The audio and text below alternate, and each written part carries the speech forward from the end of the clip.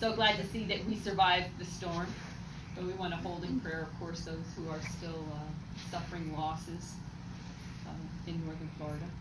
Brian's up there. Yeah. Hit, and I haven't heard from him since. Okay. So Put something him to in keep prayer, in mind. please. Absolutely. And I have a couple people to pray for after or just before our healing begins as well. But tonight we're going to be talking about something that I think is timely and important. And why? Because that's what we do. We talk about things that are timely and important because we're about empowering people and giving them information to make their life fuller, richer, more productive, information that's useful and implementable. Otherwise, what's the point, right? So we're going to talk a little bit about the high anxiety that people have been feeling. Yeah. Stress that people have been feeling, right? And panic that people have been feeling. I get a lot of this, and I've seen a lot of posts on Facebook, and I've got a lot of phone calls from people saying, listen, I don't know what's going on, I'm just not feeling right, I'm really anxious, I don't know what to do with all of this energy, and I feel like it's a global thing. And I think it is a global thing. I think that part of the problem is that we really don't emphasize the need to use the tools that we have to overcome these difficulties. And so it's not a hard thing to do. It's not a hard thing to do. But it takes effort. It's not hard, but it takes effort. Okay? You have to do something. It's not going to just happen. So, the anxiety that we feel can be based on a number of things. Life.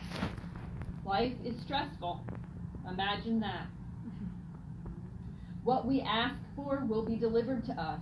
So when we're looking to learn lessons about patience, when we're looking to learn lessons about self-discovery, when we're looking to learn lessons about wisdom and peace, we will be given the opportunity and challenged to practice the things that we know work towards those goals. With what? What will we? We will be challenged, and we will then have the opportunity to use the tools that we have. That's the way that God, the universe, source, helps us to develop our personal skills, our personal development skills. And so when we look at the world and the way that the world is dealing with stress and anxiety, it certainly is not in line with mindful thinking. Wouldn't you agree? Yeah. No, it's not. So we also then need to decide, where are we standing in that space? Are we participating in that energy, or are we removing ourselves from that energy? And that's very important, because it's very easy to give in and feel the need to respond, defend, and challenge people based on whatever it is that they think and whatever it is they believe. And believe me, you will run into somebody at some time or another who does not agree with anything that you say. Love them anyway. They don't have to agree with you. The same as you don't have to agree with them. Imagine that. If you're going to allow that, someone not agreeing with you, to stress you out, you have a lot of work to do. Because most people are not going to agree with you. Even people that are of like mind aren't going to agree with you. Some of you sitting in this room right now don't agree with me. And that's perfectly fine. I don't let that kind of stuff stress me out. So there's a number of things that we can do personally, practice-wise, that can help us to deal with stress. One of them is this conversation. Understanding where you are in the participatory process of stress. Are you adding to your own stress? So what are you doing with yourself? And I think most of us have heard the phrase, garbage in, garbage out, right? So what are you feeding yourself? Are you feeding yourself fuel for anxiety? Are you glued to the TV set watching things that are making you upset? Are you listening to the radio and becoming aggravated and annoyed with what's on the radio? Are you spending time with people that you know are going to be contrary and difficult in a communication? And then try to convince them of something that you know that they're never, ever going to get. What a wasted energy. What a waste of time. When there are so many other things that we could be doing to make the world a better place and to make ourselves feel better. Because that's how we make the world a better place first, right? Is we start with us. So if we're waking up in the morning and we're feeling anxious and we're feeling upset and we've already started our day on a bad note, that in itself lays the foundation for what is to come. And so how many times have you heard Reverend Max say, what's the first thing that you should do in the morning? Meditate. Meditate. Right? So do you need to spend a half an hour meditating? No. To be honest with you, I would suggest that if you have a difficult time meditating, and some of you that are watching I know do have a difficult time meditating because I know you personally, then you begin with something a little bit easier, like breathing. How about just breathing? Laying in bed and taking deep, deep diaphragmatic breaths. Filling your lungs completely and just keeping yourself calm and preparing yourself for whatever the day has in store for you, or what you have in store for yourself. It's more what we should be saying, what you are going to co-create for your day. Okay? Yes? I do that by prayer in the morning. Instead Prayer of is also. meditation, I will do a prayer and bring the day forward with the guidance of the Holy Spirit coming with me and making it all right. My next suggestion, prayer is also a great way to ask for that guidance that you feel like you might need in moving your day forward. Yes, Reverend Matt? Well, remember, while I'm telling people to meditate,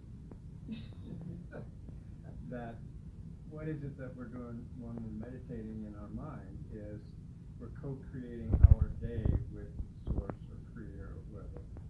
And the first thing you do that is to rejoice and give thanks. Right. Yeah. So the attitude of gratitude determines your altitude for the day.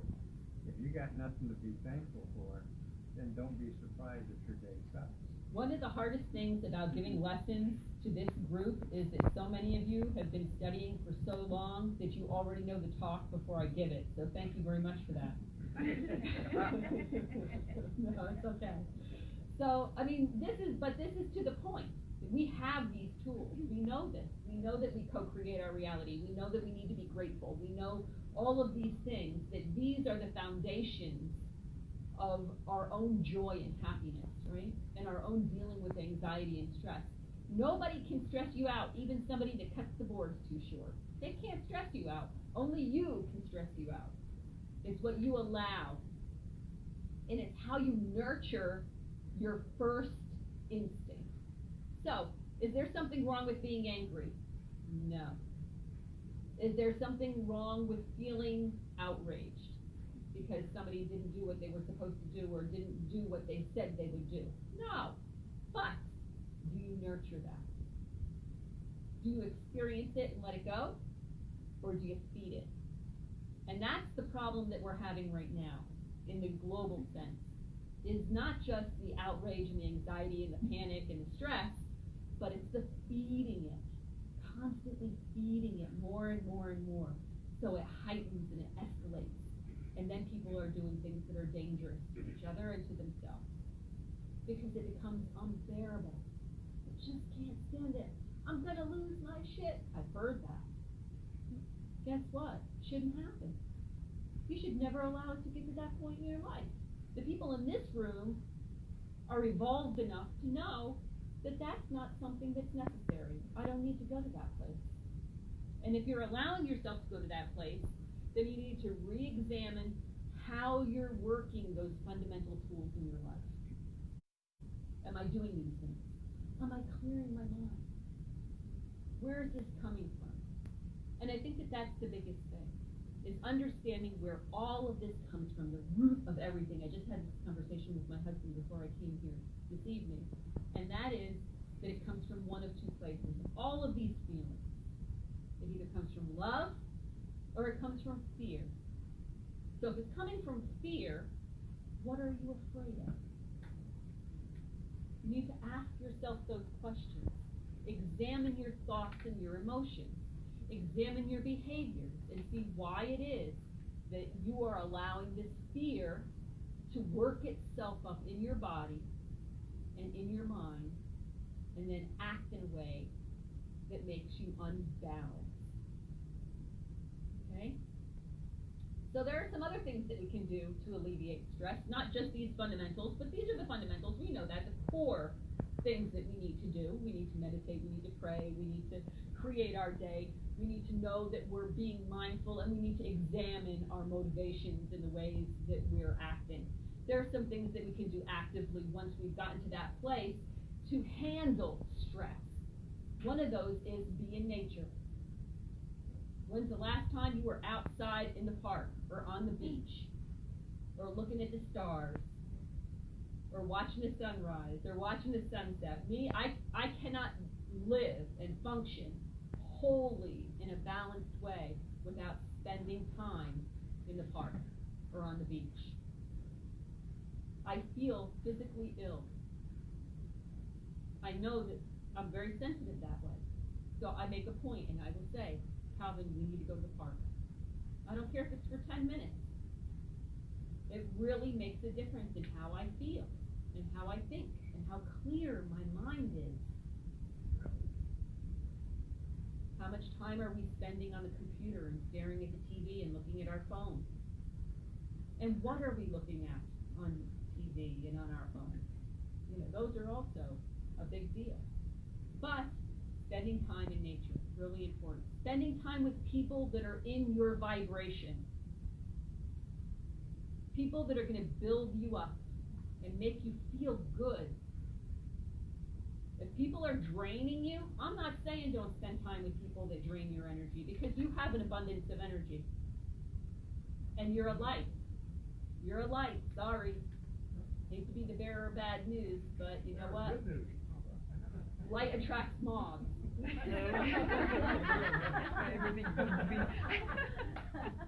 That's the truth. So, that being the case, you're going to attract people to you that need light. They need light. They need your light.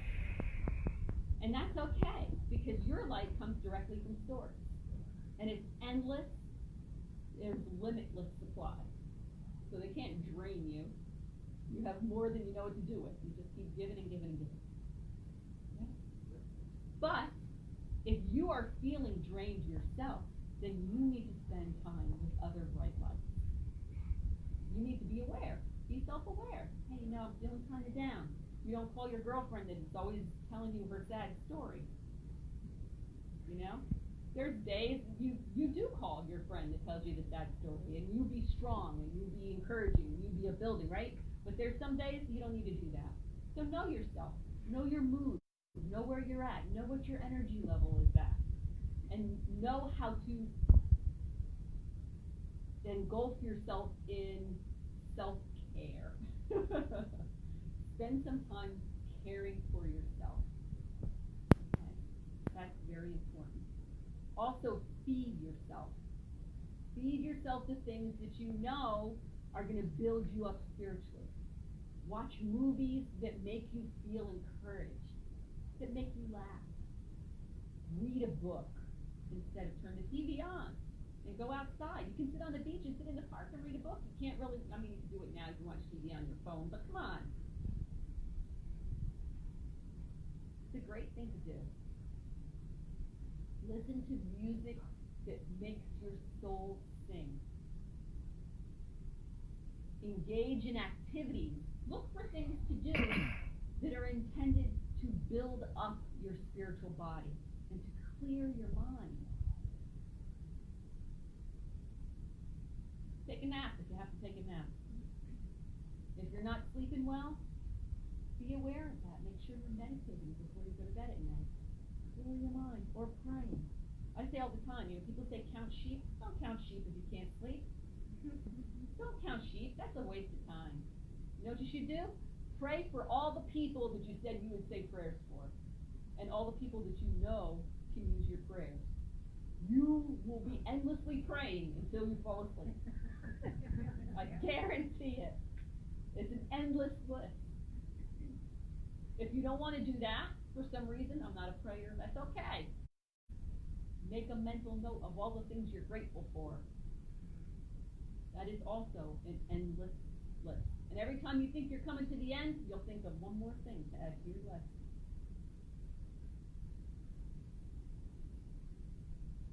Don't let things that are external affect your internal peace and joy.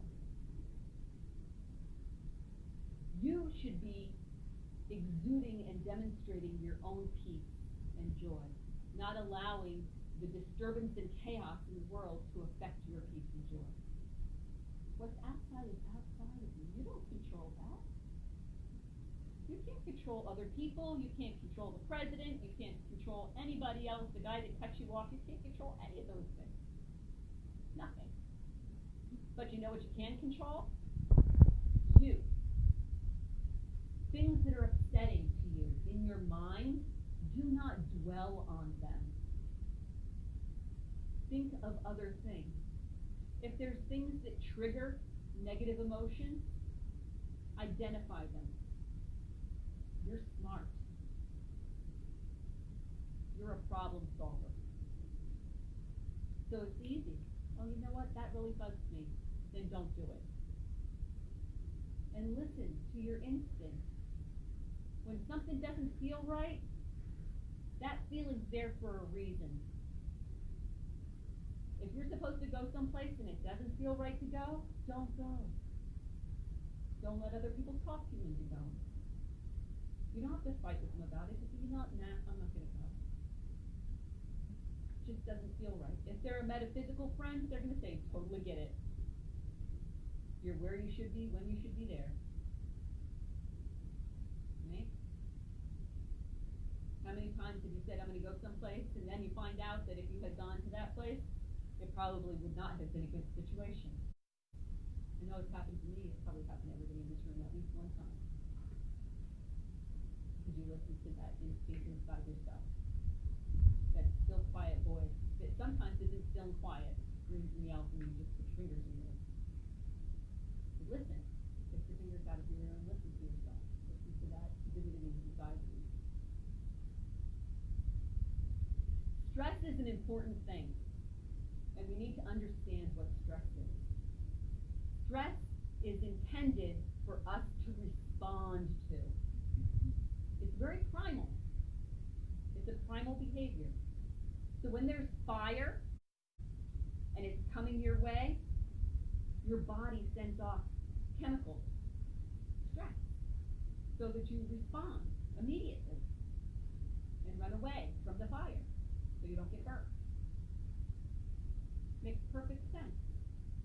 But you're not terrified of the fire, but you know that it's dangerous and it's going to burn you, so you run away. You need to identify these things that cause stress in our life. And not allow primal behavior to overwhelm us so that we can't function in our day-to-day. Because what happens is I hear this. I can't come out of the house. I'm just too stressed. I'm depressed. I've allowed this to just overwhelm me, and now I've closed myself off. I'm not leaving the house at all. That's not going to help. It's not going to help your situation at all. And then you're going to be worried because nobody's calling you to see where you are. And everybody's going, well, they need some time. Just give them some time. People are being loving, and you're taking it the opposite way. Because you're stressed. You're not thinking clearly. You're not analyzing the situation properly. You're not dealing with it mindfully. So we need to do that. We need to be mindful. Yes? I think at the end of the day, too, what we don't want to do is we don't look at those sources that now are on apps on the phone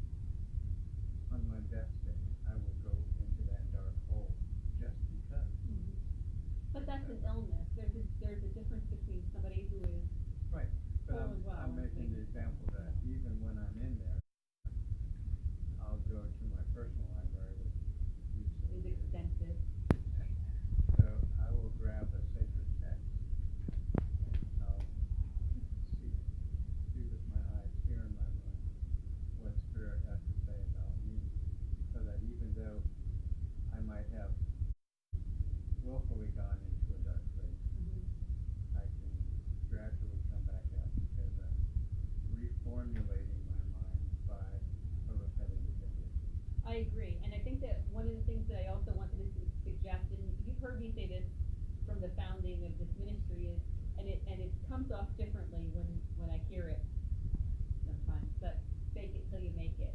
And that is smile. Tell yourself it's going to be okay. You know, sometimes we need to say those things and do those things even if we're not convinced of it, because what we're doing is we are convincing ourselves of it.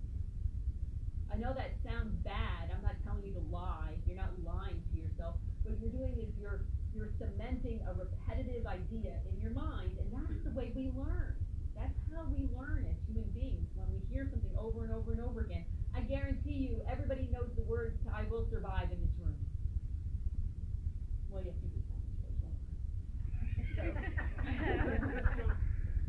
That's a disco song. That's right, the disco song.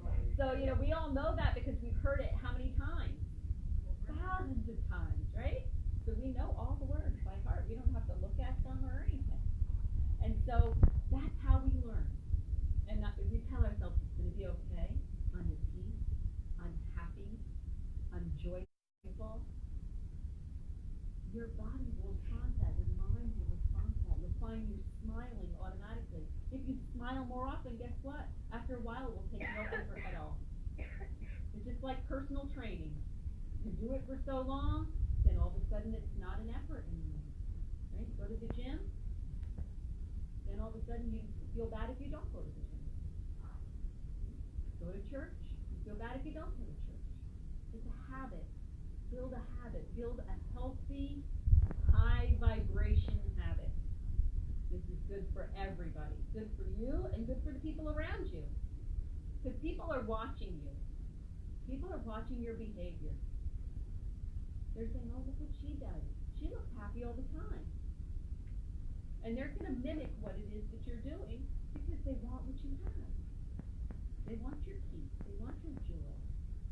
They want to be around people like that in a higher vibration. And the more of us that are vibrating at that level, the better the world is going to be. So find things to do that are spiritually minded. Yeah? Go to a prayer group if that floats your boat. You know, there's rosary groups that just do the rosary. There's the kirtan down at Sacred Land. There's the sweat lodge at Women to Grow. There's lots of wonderful activities that you will find me at, that I fill my life with, because they make me happy, and I know I need to feed myself as well. Because how am I going to feed you if I can't even feed me? If I'm down and I'm depressed, there's no way I'm going to be able to encourage you. Right? So it's a diet that I stick by all the time. Sacred text, I'm always looking stuff up. I'm always looking something up because I know I forgot something. Had a discussion today with a man about the Quran. Totally had no idea that Allah was the God of the Bible. Thought it was a different God, an evil God who tells him to kill people. Go ahead, explain these wonderful things, right? These wonderful stories that are in the Quran. That's not what it says. So there's lots of things that we can do. It's not a matter of it being hard to do. It's a matter of doing. Just doing them. And who do you do them for? You do them for you. You do them for you.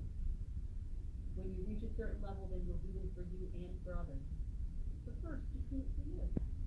Just do it for you because you want to feel good. We all want to feel good. We all want to be happy. It's the number one thing that every human being has in common on the face of this planet. We all want to be happy. So here are some keys to personal happiness. Don't stress yourself out, because that's what you're doing. You are stressing you out. Change your mind. Change the way you look at things. It's a red light. It's not going to make you late. It's going to keep you safe. Okay? Don't look at things always from the negative perspective. And think about the things that you know are beneficial for you and apply them. And I leave that to this lesson. We are going to have a meditation, but the meditation is a song, so I just have a